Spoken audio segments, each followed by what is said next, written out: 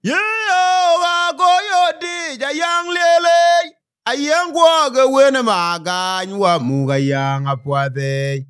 Ayang gwaga majuge kwa buiderandie. Yaran gwaja yang lil. Ayang abulwel gere menyikiera wan kongerier mak. Oga goyodi jayang lele. Ayang gwaga wena magany wa muga yang apwade.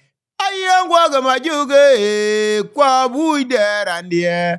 Yaran gwaja yang lil. Ayang abulwel gere menyikiera wan kongerier mak. Urom dage cham nyel mati. Manunu waro matoge pwore mkur tiem lawa diech.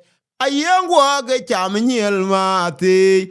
Manunu waro matoge pwore mkur tiem lawa diech. Tiargurudu woti jerem diene muga yang rier chokoja gumu woti weka bagwaja yang diene rier kuma chama muga yang remu magwe rabene guma lama yang alandane yuita toge chama nyel.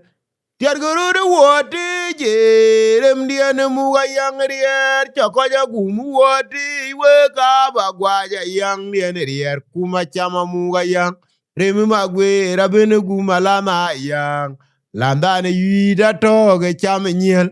Tiargurudu woti jerem diene muga yang rier chokoja gumu woti weka bagwaja yang diene rier kuma chama muga yang remi magwe rabene guma lama yang landane yuida toge cham nyel.